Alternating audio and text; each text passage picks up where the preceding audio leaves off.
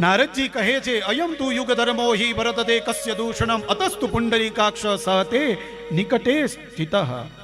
એ ભક્તિ મહારાણી, હજી તો કલિયુગનો પ્રારંભ થયો છે. એના 4 ચરણ છે અને ચોથું ચરણ જ્યારે આવશે ને ત્યારે તો ન થવાનું થશે. કલિયુગમાં સગા ભાઈ બહેનના મેરેજ થશે, માણસોનું આયુષ્ય ટૂંકું થશે, 5 થી 7 વર્ષે દીકરીઓ સગર્ભા થશે. આવું બધું કલિયુગના વર્ણનમાં બતાવેલું છે. 22 થી 25 વર્ષનું મોટામાં મોટું આયુષ્ય ગણાશે. અનાજ મળશે નહીં, માણસોને ખાવા લાગશે. આ કલિયુગમાં બનશે.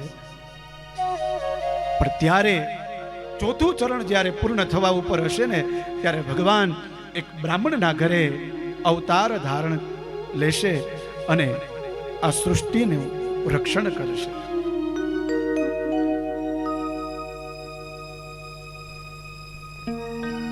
નારદજી કહે છે, એક દ્રષ્ટાંત હજી તમને આપું.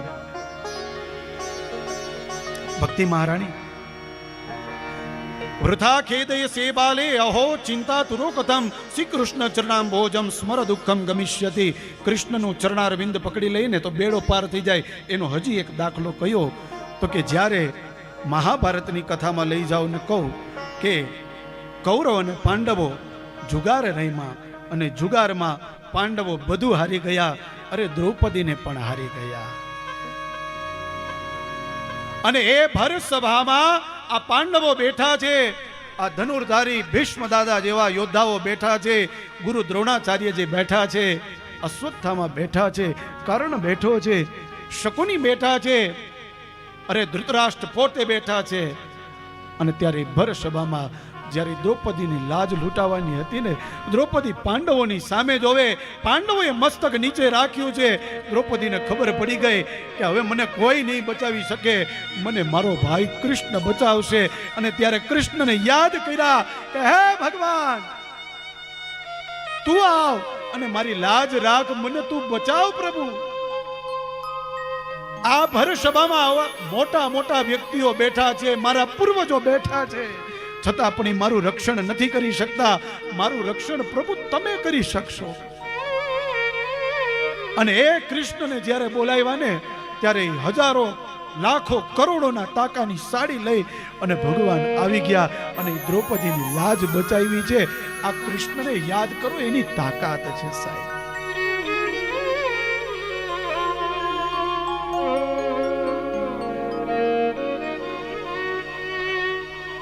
ભગવાન કોઈ ઉપર બાકી રાખતા જ નથી. આ ભગવાને આ સુકાવાની લાજ બતાવી ખબર છે તમને? એક વખત ભગવાનને ફાંસ લાગી હાથમાં અને એ હાથમાંથી રુધિર નીકળ્યું. અર્જુન કહે, ઓ પ્રભુ, તમને હાથમાંથી લોહી નીકળે છે. યુધિષ્ઠિર મહારાજ કહે, લોહી નીકળે છે.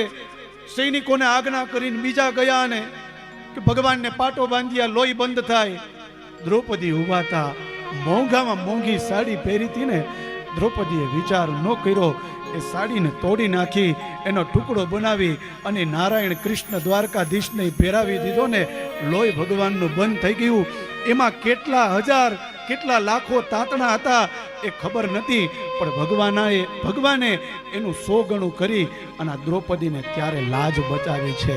ભગવાન કોઈ દિવસ કોઈનું ઉધાર રાખતો નથી. હો, તમે મંદિરમાં જઈ અને કદાચ 100 રૂપિયા ધૈર્યા હોય ને તો તમે બહાર નીકળો ને એટલે ભગવાન તમને 1000 રૂપિયા આપી જ દે, એવો દયાળુ છે સાહેબ.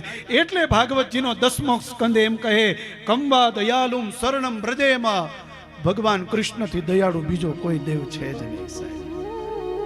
અદ્ભુત દયાળુ છે.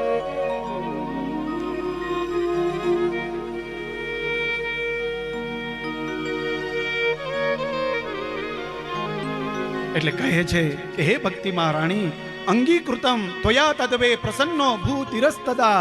તમે પ્રસન્ન થઈને રહો, જ્ઞાન અને વૈરાગ્યને હું જાગૃત કરીશ, તમે ચિંતા ન કરો. નારદજી બેઠા, આસન લગાવી વેદોનું અધ્યયન કર્યું છે.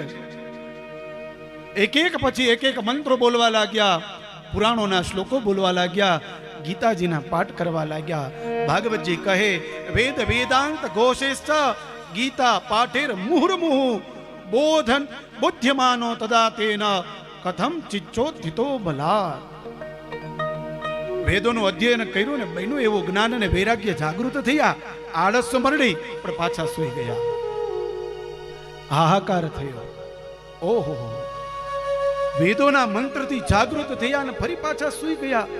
હવે આને કોણ જાગૃત કરશે? કેવી રીતે જાગૃત થશે? બધા ચિંતાતુર થયા છે. અને ત્યારે આકાશમાંથી આકાશવાણી થઈ છે, સત્કર્મણી કૃતે તસ્મિન સનિદ્રા વૃદ્ધતાનયો. હે નારદજી, આના પાછળ જો સત્કર્મ થાય ને